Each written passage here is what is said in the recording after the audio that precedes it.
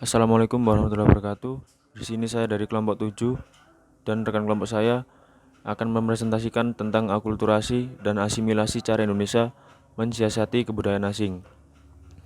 Berikut nama kelompok kita, yaitu Mara Konitatila, Faisal Amri, Rifdatus Salma, Fairuz Nur Ragiza, Alfi Adirian, Madelingga Saputra, Azril Endrian Saputra, Husraka Firdaus, Salsabila Wardawahota, Farah Sismita, Katrin Aulia Sumartono, Naima Dina Melati, dan Dinda Rizky Ramadhani.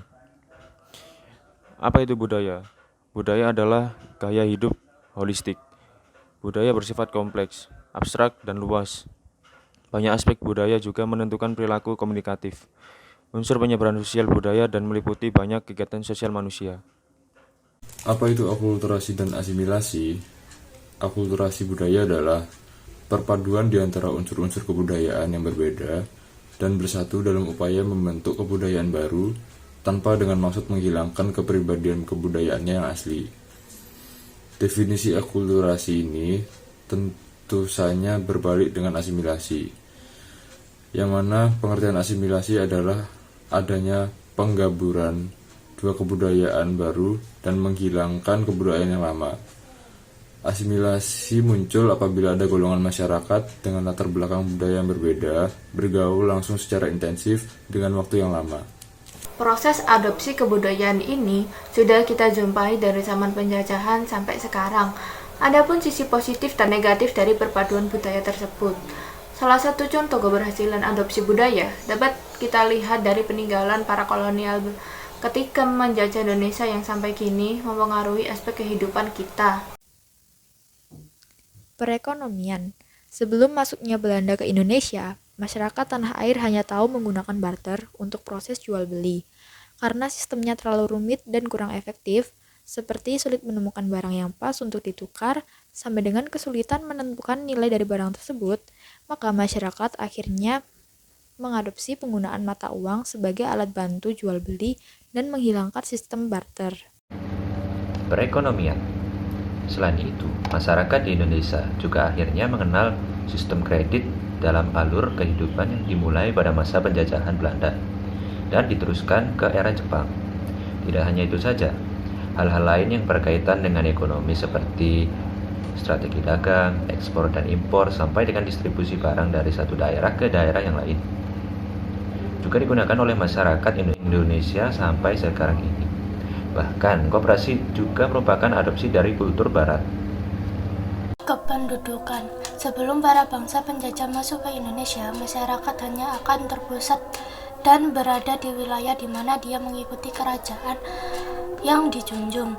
Ketika sudah masuknya para bangsa kolonial, pengenalan akan urbanisasi dan persebaran penduduk mulai digalakkan dan digunakan sampai sekarang ini.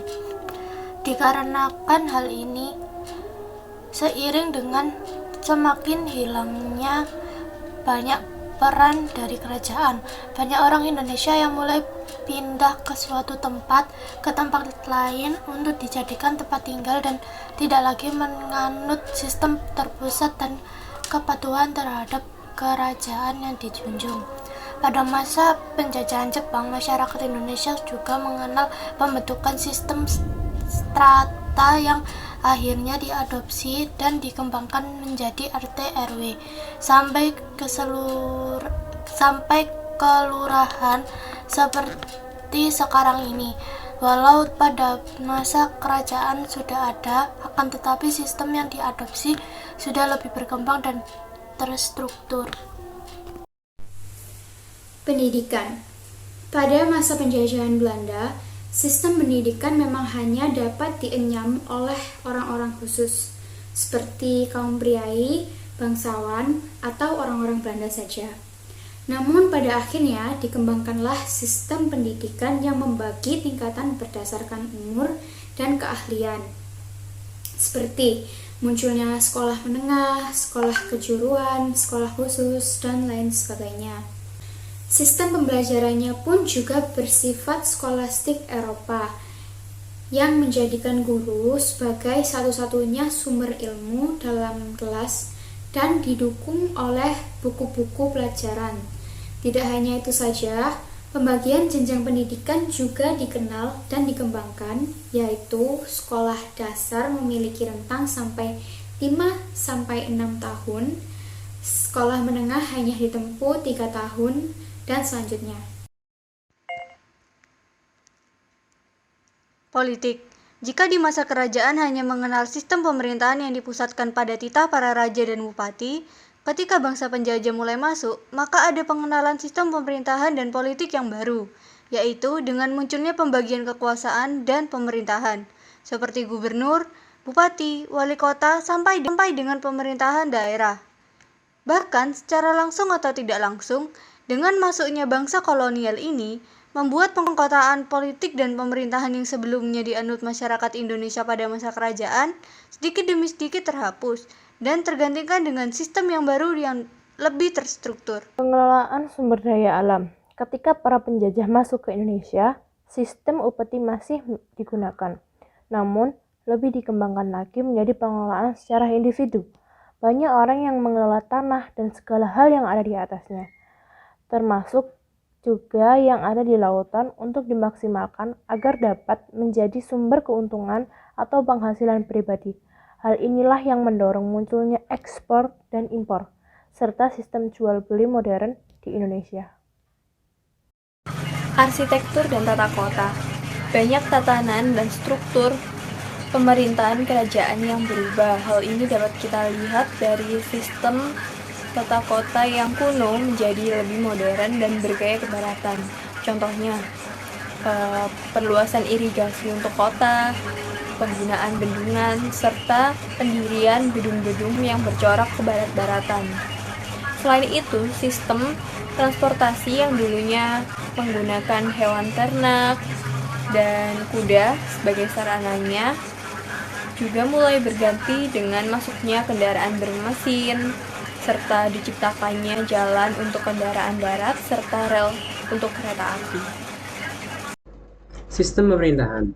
Secara langsung atau tidak, para penjajah yang datang ke Indonesia juga mengeluarkan ilmu militer dan dianut, diadopsi, dan digunakan oleh masyarakat pribumi, mulai dari cara penggunaan senjata, strategi perang, sampai dengan pembentukan organisasi militer.